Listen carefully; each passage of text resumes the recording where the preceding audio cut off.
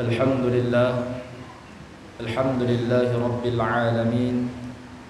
Wassalatu wassalamu ala Rasulillah wa ala alihi wa sahbihi wa mawalah. Ashhadu an la ilaha illallah wa ashhadu anna Muhammadan abduhu wa rasuluh. Allahumma fasalli wa sallim wa karim wa azim ala sayyidina Muhammadin wa ala alihi wa ashabihi wa man tabi'ahum bi ihsanin ila yaumil qiyamah. Wa ya ayyuhal hadirun, usikum wa nafsi bi taqwallah, faqad fazal muttaqun.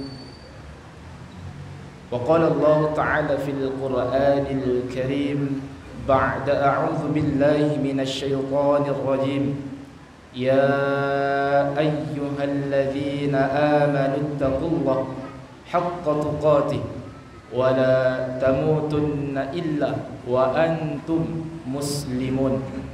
وقال أيضا في آية الأخرى بسم الله الرحمن الرحيم تبت يدا أبي لهب وتب ما أغنى عنه ماله وما كسب سيصلى نارا ذات لهب وامرأته حمالة الحطب في جيدها حبل من مسد. Sadaqallahul azim. Hadirin sidang Jumat yang insyaallah dirahmati oleh Allah Subhanahu wa taala. Alhamdulillah, lagi dan lagi kita bersyukur kepada Allah Subhanahu wa taala yang mana pada hari ini Allah memberikan kita begitu banyak nikmat. Di antara nikmat itu ialah Allah memberikan kita nikmat iman, nikmat Islam dan nikmat hidayah.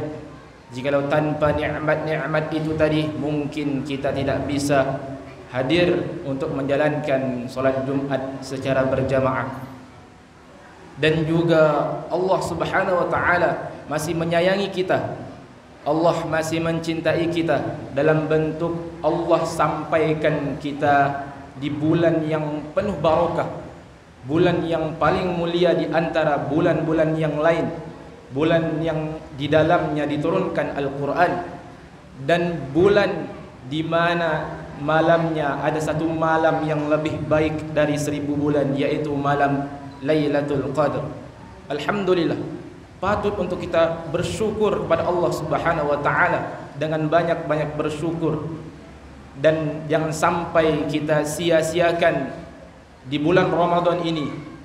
Maka jadikanlah bulan Ramadan ini sebagai wasilah agar kita semakin dekat kepada Allah Subhanahu wa taala, semakin meningkat kualitas takwa kita kepada Allah Subhanahu wa taala.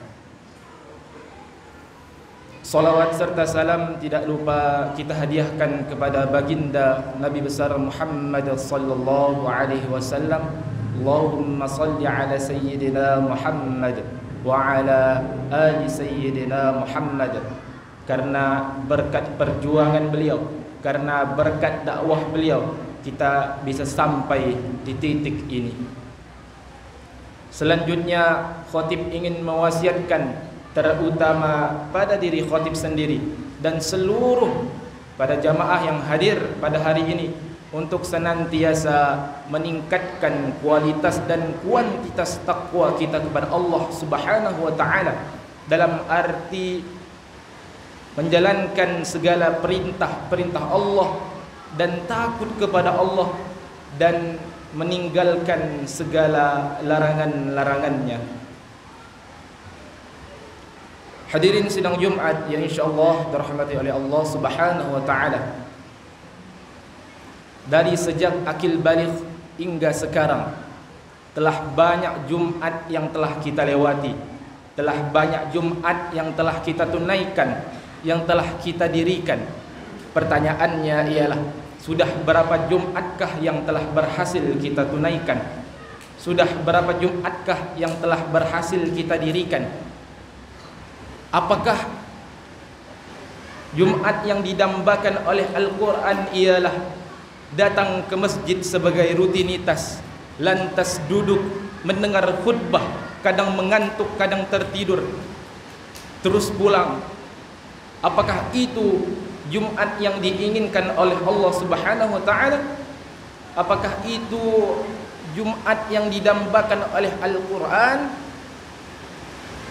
Lantas bagaimana Jumat yang berhasil itu? Jumat yang berhasil itu, kata Allah, zikrillah, zikrillah. Ketika engkau semakin hari semakin mengingat Allah Subhanahu wa taala. Jikalau pada sampai Jumat ini kita semakin jauh dari Allah Subhanahu wa taala, maka ada yang salah dari Jumat yang telah kita tunaikan. Maka dari itu hadirin, marilah kita untuk senantiasa bermuhasabah diri kita. Apakah kita semakin jauh dari Allah Subhanahu wa taala atau kita semakin dekat kepada Allah Subhanahu wa taala? Hadirin sedang Jumat yang insyaallah dirahmati oleh Allah Subhanahu wa taala. Nabi Muhammad sallallahu alaihi wasallam, semua orang senang melihatnya karena ia bersih, karena ia rupawan, karena ia sopan dan santun. Maka pada saat itu para penduduk Mekah memberikan ia gelar Al-Amin, yaitu orang yang dapat dipercaya. Lawan dari Al-Amin ialah khianat. Tetapi sangat mustahil bagi seorang Rasulullah sallallahu alaihi wasallam berkhianat. Hadirin sidang Jumat yang insyaallah dirahmati oleh Allah Subhanahu wa taala. Lantas kapan kebencian itu datang? Kebencian itu datang ketika diri Rasulullah sallallahu alaihi wasallam naik ke atas bukit Safa dan mengumpulkan masyarakat Mekah pada saat itu. Lalu Nabi sallallahu alaihi wasallam berkata kepada mereka, seandainya aku katakan kepada kalian bahwasannya di belakang bukit Jabal Abi Quais itu terdapat musuh, segerompol musuh yang ingin menyerang kita. Pertanyaannya, apakah kalian percaya kepadaku? Qalu, mereka berkata, sadaqanaka ya Muhammad, tentu kami percaya kepada engkau. Maka dari itu kami memberikan engkau gelar Al-Amin, yaitu orang yang dapat dipercaya. Pertanyaan selanjutnya, apakah kalian percaya bahwasannya aku mendapatkan wahyu dari Allah Subhanahu wa taala serta aku ditugaskan untuk mengabarkan kepada kalian bahwasannya yang baik-baik akan masuk surga serta yang jahat-jahat akan masuk neraka?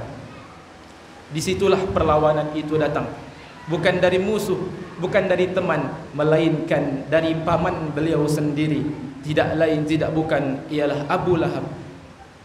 Tabban laka ya Muhammad, tabban laka, alihada jama'tana, celakalah engkau wahai Muhammad, celakalah. Apakah karena hanya karena ini engkau mengumpulkan kami pada saat ini? Celakalah engkau wahai Muhammad. Lantas Allah Subhanahu wa taala lah yang langsung membalasnya. Allah menurunkan surah Al-Lahab. Allah berkata, Bismillahirrahmanirrahim, tabbat yada abi lahabi wa tabb, ma aghna anhu maluhu, hartanya tak ada berguna, wa ma kasab, hasil usahanya tidak mendatangkan manfaat sedikit pun. Sayasla naran dzata lahab, lalu dia dicampakkan di dalam api yang berkobar. Wa imra'atuhu hammalatal hatab, dan istrinya sang pembawa kayu bakar. Itulah simbol dari istri Abu Lahab yang ingin mengadu domba kata-kata yang membuat menyakitkan diri Rasulullah sallallahu alaihi wasallam untuk menyiksa, menjelekkan, membuli serta menebarkan berita-berita hoax hanya untuk menghancurkan karakter dari Sayyidina wa Maulana Muhammad. Hadirin sedang Jumat yang insyaallah dirahmati oleh Allah Subhanahu wa taala. Ketika pembunuhan karakter tidak berhasil, maka ada yang lebih dahsyat, mereka tawarkan kepada diri Rasulullah sallallahu alaihi wasallam, yaitu mereka tawarkan dunia beserta isinya. Lalu Nabi sallallahu alaihi wasallam berkata, "Wallahi law wada'u asy-syamsa fil yamani wal qamara fi yasari." Andai kalian letakkan matahari di tangan kananku serta bulan di tangan kiriku, ala atruka hadzal amr, hanya untuk meninggalkan dakwah ini, wallahi dia akan aku tinggalkan dakwah ini. Begitulah perjuangan dari Rasulullah sallallahu alaihi wasallam. Begitu berat bagi baginda Nabi sallallahu alaihi wasallam. Maka dari itu hadirin, semoga kita yang hadir pada hari ini senantiasa untuk selalu melanjutkan dakwah serta kerja-kerja dari Rasulullah sallallahu alaihi wasallam, serta kita dijauhi dari akhlak seperti Abu Lahab serta istrinya. Barakallahu wa lakum fil Qur'anil Karim wa nafa'ani wa iyyakum bima fihi minal ayati wadh-dhikril hakim wa taqabbala minni wa minkum tilawatahu innahu huwal ghafurur rahim.